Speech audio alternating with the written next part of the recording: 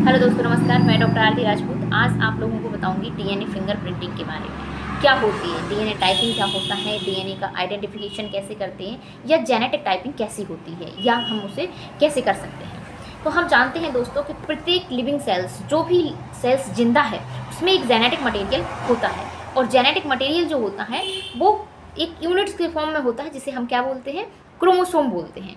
और हम जानते हैं कि ये जो डीएनए है वो किस में, या जो जेनेटिक मटेरियल है वो न्यूक्लिएटेड सेल में ही होगा, क्योंकि वो न्यूक्लियस के अंदर प्रेजेंट होगा। अगर किसी भी सेल में न्यूक्लियस नहीं है तो उस सेल में जो है हमें ये जेनेटिक मटेरियल देखने को नहीं मिलेगा। तो डीएनए हमेशा जो है किस में होगा, न्यूक्लिएटेड सेल्स में प्रेजेंट होता है। अब ये जो क्रोमोसोम है वो सोमेटिक सेल्स के अंदर होते हैं, और ये जो सोमेटिक सेल्स होती हैं दोस्तों, वो हर एक इंडिविजुअल में अलग अलग होती हैं, स्पीसीज बाई जो है ये वेरी करती हैं। तो जैसे हम बात करें ह्यूमन की, इंसानों की, तो इंसानों में दोस्तों 46 क्रोमोसोम होते हैं। उसी प्रकार सबका नंबर अलग अलग है, हर एक स्पीसीज में अलग अलग क्रोमोसोम होते हैं। तो हम आपको कुछ बता देते हैं, जैसे पोल्ट्री हुई या डॉग हुआ, उसमें 78 क्रोमोसोम होते हैं। कैमल में 74 क्रोमोसोम होते हैं। हॉर्स में 64 क्रोमोसोम होते हैं। डंकी में 62 क्रोमोसोम होते हैं। कैटल में और गोट में बराबर 60 क्रोमोसोम होते हैं। सीप में 54 क्रोमोसोम होते हैं। बफेलो में 50 क्रोमोसोम होते हैं। ह्यूमन का हमने आपको बताया है 46, हम लोगों के बारे में सबको पता होता है कि 46 क्रोमोसोम वाले हम लोग। इसके बाद कैट जो होती है, कैट में 38 क्रोमोसोम होते हैं। ये कुछ डोमेस्टिक स्पीसीज थी जिनके क्रोमोसोम के नंबर हमने आपको बताए। अब हम आपको बताएं दोस्तों कि एक जीन होते हैं, जीन जो होते हैं क्रोमोसोम पर, वो क्या होते हैं, उसकी लेंथ वाइज जो है, उसकी लेंथ पर जो है, क्रोमोसोम की लेंथ पे जीन अटैच होते हैं। और ये जो जीन होते हैं यही रिस्पॉन्सिबल होते हैं किसी भी बॉडी की फंक्शन के लिए। इनका काम अलग अलग होता है और इनका पर्टिकुलर फंक्शन होता है जो हर एक जीन का स्पेसिफिक होता है। और ये जो जीन होते हैं वही केमिकल मॉलिक्यूल्स से मिलकर बने होते हैं, जिसे हम डीऑक्सी राइबो न्यूक्लिक एसिड कहते हैं, या हम शॉर्ट में डीएनए बोल देते हैं दोस्तों। प्रत्येक क्रोमोसोम जो होता है उसमें 2 लीनियर डीएनए मॉलिक्यूल होते हैं, और ये जो लीनियर डीएनए है वो आपस में जो है क्रॉस एक हेलिक्स जैसा बनाते हैं। इस तरीके की संरचना बनती है, और ये जो एक हेलिक्स बनाते हैं, इस हेलिक्स पे क्या होता है दोस्तों, बेस जुड़े होते हैं। बेस जो है 4 बेस होते हैं। एक होता है एडेनिन, दूसरा होता है थाइमिन, तीसरा ग्वानिन और साइटोसिन चौथा।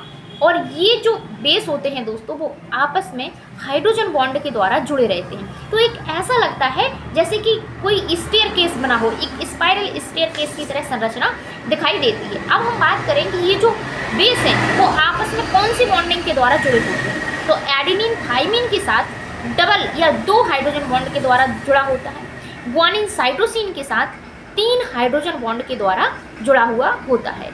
और ये जो दोनों स्ट्रैंड हैं दोस्तों डीएनए के, वो आपस में कैसे होते हैं, कॉम्प्लीमेंट्री होते हैं। कॉम्प्लीमेंट्री होते हैं, एक दूसरे के अपोजिट होते हैं। अब बात करते हैं दोस्तों कि ये जो एक्टिव बेस पेयर हैं वो तो उस पर है ही है, लेकिन कुछ ज़्यादा मात्रा में, ज़्यादा अमाउंट में कुछ अलग बेस पेयर जुड़े होते हैं जो इनएक्टिव होते हैं, और वो 95% 95% डीएनए का हिस्सा कवर करते हैं। उसको हम बोल देते हैं जंक डीएनए। जंक डीएनए बोल देते हैं या रिपीटेटिव डीएनए बोलते हैं, क्योंकि इसमें क्या होता है, बेस का रिपीटिशन होता है, बार बार बेस जो है रिपीट होते हैं। और यही जो जंक डीएनए है या रिपीटेटिव डीएनए है, ये क्या करता है, हाइपर वेरिएबिलिटी कॉज करता है इंडिविजुअल टू इंडिविजुअल। इसीलिए हम एक दूसरे से जो है, या इंडिविजुअल टू इंडिविजुअल जो है क्या है, वेरिएबिलिटी आती है। हम आपसे अलग हैं, आप किसी और से अलग हो, हर कोई अलग अलग है। किस कारण, इसी 90% डीएनए के कारण, इस जंक डीएनए के कारण। अब बात करते हैं दोस्तों कि ये जो जंक डीएनए है इसको हम एक नाम और दे देते हैं, सैटेलाइट डीएनए बोलते हैं। ये हाई वेरिएबिलिटी कॉज करता है, और इन्हीं वेरिएंट्स को हम क्या बोल देते हैं, शॉर्ट में VNTR बोल देते हैं, variable number of tandem repeat. तो ये चीज़ है। और अगला दोस्तों होता है कि ये जो जो VNTR है या जो वेरिएबिलिटी है, जो हमने बताया आपको कि ये इंडिविजुअल टू इंडिविजुअल क्या करती है दोस्तों, वेरी करती है। और एक बात बता दें आपको कि ये जो जेनेटिक मटेरियल है हमारा, जो DNA है, ये आप इसको किसी में भी आप मिक्स करके देखो, ये मिक्स नहीं होगा। ये हर चीज़ से रेजिस्टेंट होता है, किसी भी, चाहे आप डिटर्जेंट में डालो या ऑयल में डालो या किसी भी एडल्टरेंट में, इसको ये मिक्स होने वाला नहीं है, ये हमारा फिक्स होता है। अब हम बात करते हैं दोस्तों कि कौन कौन से मेथड होते हैं जिनके द्वारा हम DNA को एनालाइज करते हैं, DNA को हम उसकी स्टडी करते हैं। तो पहला जो होता है दोस्तों वो होता है RFLP, इसको हम बोलते हैं restriction fragment length polymorphism.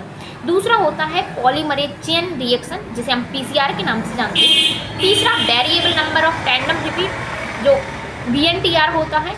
Next है शॉर्ट टैंडम रिपीट, STR के नाम से जानते हैं। Next amplified fragment length polymorphism, जिसे हम AFLP के नाम से जानते हैं।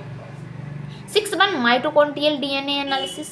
7 वाई क्रोमोसोम एनालिसिस। ये 7 तरीके हैं जिसके द्वारा आप जो है या हम जो है DNA को एनालाइज कर देते हैं। अगर हम बात करें कि कॉमन कौन से हैं, तो PCR हुआ और RFLP, restriction fragment length polymorphism, ये 2 कॉमन मेथड माने जाते हैं DNA को एनालाइज करने के लिए।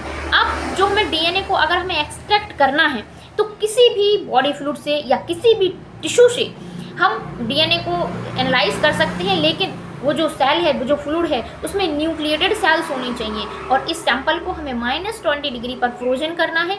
जैसे कि ब्लड हुआ, बोन मैरो हुआ, सीमेन हुआ, हेयर रूट, रूट पल्प या कोई भी स्किन का टिश्यू हुआ, किसी भी ऑर्गन का टिश्यू हुआ, उसको हम बहुत ही आसानी से उसका जो है हम DNA एनालाइज कर लेते हैं। अब दोस्तों नेक्स्ट वीडियो में हम आपको बताएंगे एक एक प्रोसीजर के बारे में कि RFLP क्या है, VNTR क्या है, तो वो हम आपको नेक्स्ट वीडियो में बनाएंगे। बहुत बहुत धन्यवाद दोस्तों।